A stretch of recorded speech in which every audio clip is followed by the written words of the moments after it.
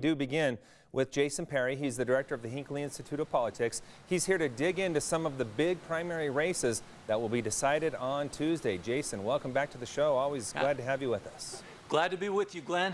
All right, let's start off with the Republican primary for governor. I would say this is one of the most intriguing races I've ever covered in my career. Talk about the dynamics that are all coming together in this one race. Well, you are right. This is the race to watch, not just in this election, but we have to go back a long ways to see something as competitive as this. These are names that people know very well in the state of Utah, and they're voting at a time when there are some issues they really care about. This is the big ticket race, and everyone's watching it. In fact, so many people are watching it, there are record numbers of people registering as Republicans just to be part of it. Yeah, more than 72,000 since the beginning of May. So we have just seen a huge explosion there compared to previous years. Let's talk about the polling trends. We've seen them kind of up and down and all around. What are we seeing though as we come down the stretch?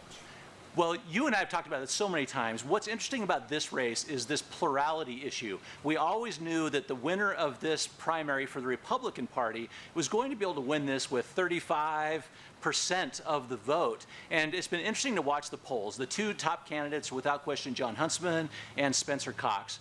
Every poll that has occurred has those two neck and neck, depending on the poll, which one is up by a couple percentage points. That's the one to watch. Interestingly, we've seen a nice surge for Greg Hughes over the past couple of weeks.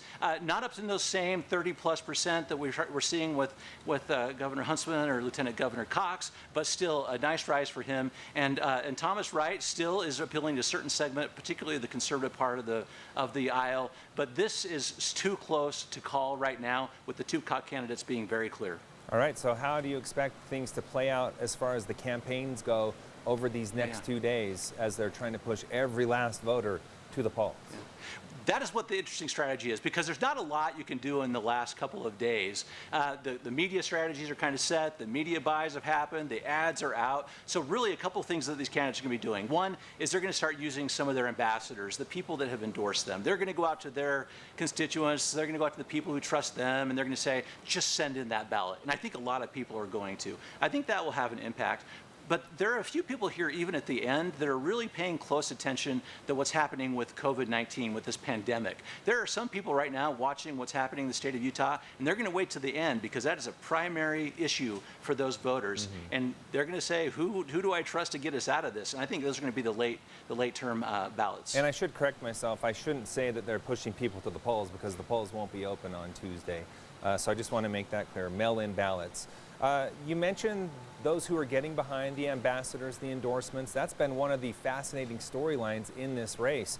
We've seen, like with Jon Huntsman, everyone from Senator Mike Lee to Equality Utah get on board there, and then Spencer Cox has a ton of local elected officials backing him. Typically, I say endorsements don't mean much in a race, but boy, that has been interesting in this one. Yeah, I would say that's true. And I think that in this particular race, given the fact that we're not able to get the candidates in front of the people directly, most of it is done virtually, these ambassadors, the people that are coming out to endorse, are having a bigger impact than you normally see, because this is who voters are able to get in touch with right now. And in lieu of going face-to-face, who do I trust and who are they picking? It's going to make a difference in this race. If the most recent polls are showing us within the margin of error, and we talked about that huge section of crossover voters, who does that benefit? Well, you have to look at it this way. So a lot of these people who have transitioned, about 45,000 of those 72,000 were unaffiliated voters that are joining back with their party. About 10,000 of those voters came from the Democrats themselves. What's interesting about that is these are people who affiliated. They went through the pain of becoming affiliated, which means they are going to send in one of those ballots. And all polling suggests that that's a slight favor for Jon Huntsman for that particular group. All right, let's move on to the 1st Congressional District. This is a race, or a seat I should say, that hasn't been open in some 18 years. It did draw a big crowd. What about the significance of what we're seeing there? Well, that is such an interesting race. And for people that are watching that in Utah, you were right. So Rob Bishop held that position for 18 years, a long time. Jim Hansen held that position for 22 years before that. It has been so long since there's really been an opportunity for a candidate to come forward and own that race for the 1st Congressional District. What's interesting in this race is there are not a lot of really high-profile names that have thrown their hat into the ring for this one. And that's why we're really not seeing a lot of people really make their decision. Yes, a huge percentage of the voters in the 1st Congressional District are still undecided as of this past week. Yeah. So really, I was going to say, who's going to be able to help save Hill Air Force Base? Who's going to be able to make a case for public lands? Those are the 2 top issues, and we'll see which one of these candidates can really get the people to believe in them for those issues. Yeah, you mentioned that last poll we saw. It showed Bob Stevenson and Blake Moore at the top, but just a huge amount of undecided. And I want to hit on one other thing you said there. Some high-profile names, not only not getting in, but they said no thanks. Why is that? Are we starting to see people look at Congress and say, you know what, I don't want anything to do with that. I'm going to stay here in Utah? Yeah, I think that's a little bit of the reason. I'll give 2 reasons. One is most people are just really worried about this governor's race, and so that's where all the attention went, particularly the candidates. But the reality is in this 1st Congressional District, a lot of the people that were recruited to run for that position just decided not to do it. I think it's a reflection of what's happening in Washington, D.C., and more people wanting to handle the issues closer to home than spending time in Washington, D.C. Okay, let's move on to the 4th Congressional District. It is the only congressional seat from Utah held by a Democrat, that of course Representative Ben McAdams. 4 Republican candidates in the primary for that one. What are we seeing there as we come down the stretch? Because that nationwide is one that's always watched about when we talk about the balance of power in the House of Representatives. Well, you are right about that. This is such an important spot, and you've done such great analysis on this in the past too, Glenn.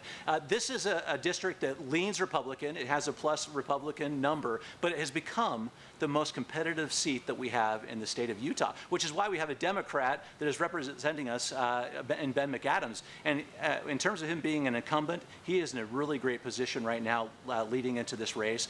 The candidates for Republican are very interesting. Right now, Burgess Owens is the candidate that is polling ahead of all the other would-be candidates. And it's been very interesting because these candidates are well known in their own respective spaces. You know, a pro football player, a former state legislator, a businessman, also a radio host. It's so interesting that these candidates right now are doing well with people that know them, but they really need to get crossover. They need some people from these other camps to come over and join them, and that hasn't really been the case so far, which is why even with these candidates, you don't really see any one of them, even Burgess Owens, really over 36%. But we do have to assume that the Republican nominee will get a lot of backing from national Republicans in this race, correct? Yeah, okay. You are absolutely right about that. I mean, this is a key position, as you already said. Yeah. You know, maybe we have a Democrat right there, but Republicans nationwide are looking at that particular position, and resources will flow behind whoever the Republican candidate is. Okay, Jason, we're going to have to end it on that note. As always, appreciate your time and your analysis. Thanks for being here.